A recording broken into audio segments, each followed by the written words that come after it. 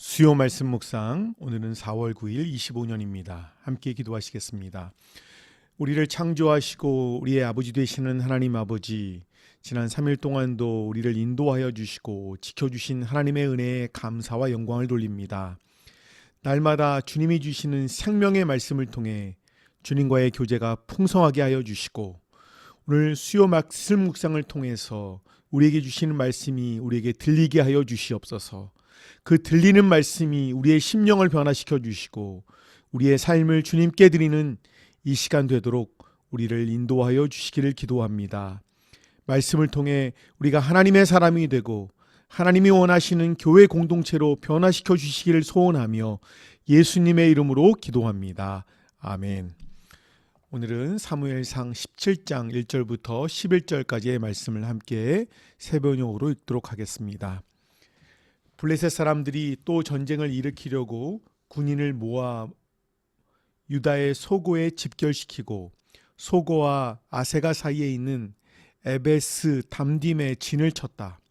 사울도 이스라엘 군인들을 집결시켜 엘라 평지에 진을 친 뒤에 블레셋 군인들과 맞서서 싸울 전열을 갖추었다. 그리하여 블레셋과 이스라엘이 골짜기를 사이에 두고 이쪽 저쪽 산 위에서 맞서서 버티고 있었다. 블레셋 진에서 가드 사람 골리앗이라는 장수가 싸움을 걸려고 나섰다. 그는 키가 6규빗하고도 한 뼘이나 더 되었다. 머리에는 노스로 만든 투구를 쓰고 몸에는 비늘 갑옷을 입었는데 그 갑옷의 무게는 놋 5,000세겔이나 되었다. 다리에는 노스로 만든 각반을 차고 어깨에는 노스로 만든 창을 메고 있었다.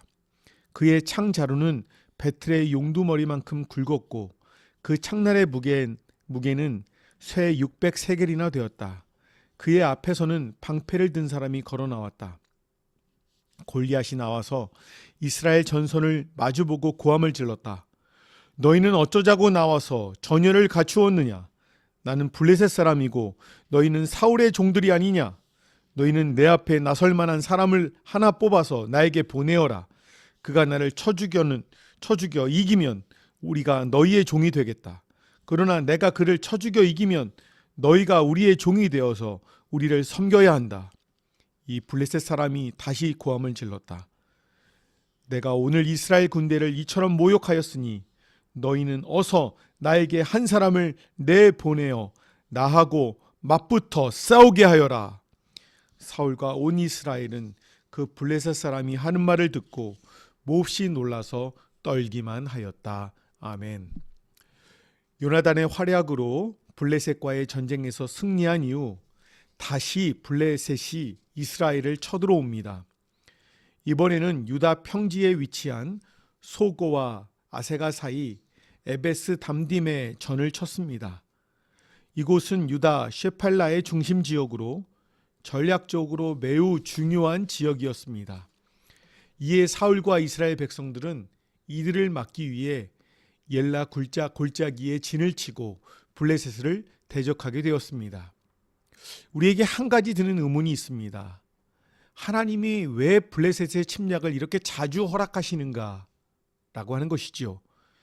이만큼 블레셋이 이스라엘을 괴롭혔으면 그만둘 때도 되었다고 생각이 드는 상황입니다. 이스라엘에게 블레셋은 늘 없었으면 하는 눈의 가시였습니다. 하지만 하나님은 블레셋 같은 존재를 이스라엘 곁에 두셔서 때로는 그들의 교만과 불신앙을 책망하는 도구로 쓰십니다. 또한 때로는 하나님의 권능을 드러내는 도구로 쓰시기도 합니다. 이스라엘에 부르짖고 기도할 때 블레셋은 우레만으로도 무너지는 허수아베 같은 존재가 되었다고 7장은 우리에게 말씀하고 있습니다. 그러나 여호와의 신이 떠난 왕이 이끄는 이스라엘에게 블레셋은 두려움과 떨림의 대상이었습니다. 하나님이 나와 우리에게 주신 블레셋은 무엇입니까? 우리에게 허락하신 블레셋은 무엇입니까? 그 대상이 있음으로 인해 우리는 더욱 하나님을 찾게 되고 하나님을 우리의 삶에서 인정하는 그런 대상들 말입니다. 우리에게 끊임없이 다가오는 블레셋 같은 존재로 인해 우리가 낙심하거나 좌절하지 맙시다. 오히려 그곳으로 인해 하나님을 찾고 하나님을 가까이 하는 우리 모두가 되기를 원합니다. 육체의 연약함, 관계의 어려움, 또 어떤 사람의 존재, 경제적인 어려움, 부모와 자녀와의 관계의 어려움, 부부 문제, 이런 우리가 직면하고 있는 친한 친구에게조차도 선뜻 말하기 힘든 어려움들이 우리의 삶에 있을 것입니다. 그러나 그 블레셋같이 풀리지 않는 문제가 우리에게 복이 되기를 원합니다. 그것 때문에 예수님을 만나고 그것 때문에 하나님께 기도하다 하나님의 역사를 맛본다면 그것은 주님이 주시는 은혜와 복을 받기 위한 복의 통로가 될 것입니다. 블레셋의 장수 거인 골리앗이 이스라엘에게 싸움을 걸어옵니다.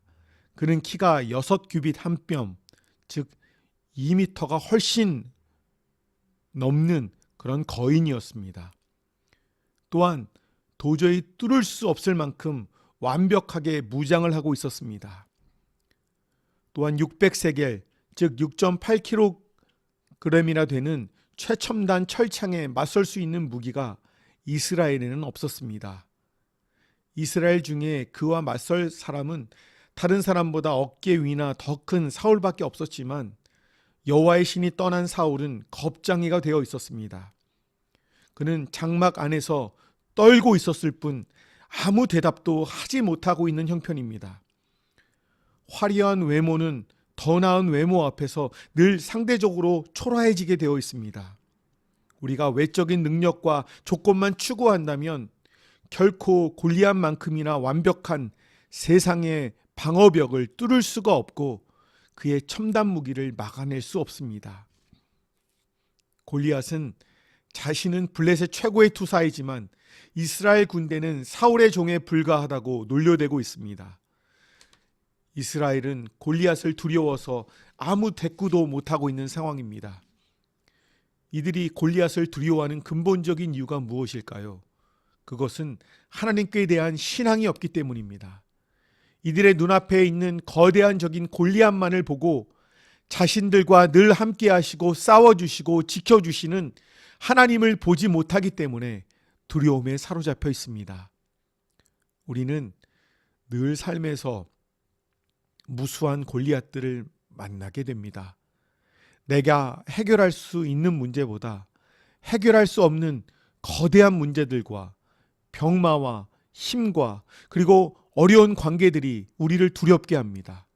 그리고 그것들이 우리가 하나님의 말씀대로 살지 못하도록 막고 있습니다. 하나님 뜻대로 살려면 살수록, 노력할수록, 기도할수록 수많은 골리앗들에게 우리가 전부 죽을 것 같고 세상에서 살아남을 수 없을 것 같은 두려움이 우리에게 엄습해 올 때도 있습니다. 그래서 우리는 싸워보지도 않고 혼자 풀이 죽고 주눅 들어서 낙담하고 원망하고 포기하는 말을 하게 됩니다. 하지만 요나단의 전쟁에서 이미 하나님께서 보여주신 것처럼 전쟁은 여호와의 손에 있는 것이지 사람의 수에 많고 적음에 있는 것이 아닙니다. 아무리 골리앗이라도 만군의 하나님 앞에서는 종이 호랑이에 불과한 것입니다. 우리가 골리앗을 이길 수 있는 것은 우리가 하나님을 신뢰하는가에 달려 있습니다. 우리의 삶에서 골리앗이 있습니까? 하나님을 우습게 생각하고 우리의 존재를 흔들고 우리의 믿음을 약하게 하는 그런 존재들 말입니다. 우리가 하나님께 대한 강한 믿음으로 골리앗을 묵상하고 보는 것이 아니라 하나님을 바라보고 묵상하는 우리가 되기를 축복합니다. 그래서 주님이 주시는 승리의 기쁨이 우리의 매일의 삶에 넘치길 주님의 이름으로 축복합니다. 기도하시겠습니다.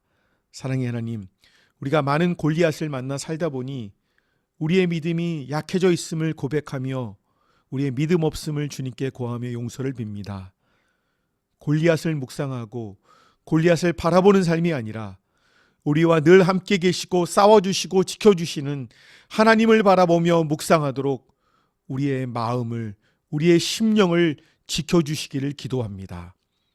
사순절에 예수님을 묵상하며 예수님으로 인해 우리의 마음이, 우리의 심령이 충만한 하루하루가 되도록 주님 인도하여 주시옵소서. 나머지 3일도 성령 충만케 하여 주시옵소서. 예수님의 이름으로 기도합니다. 아멘.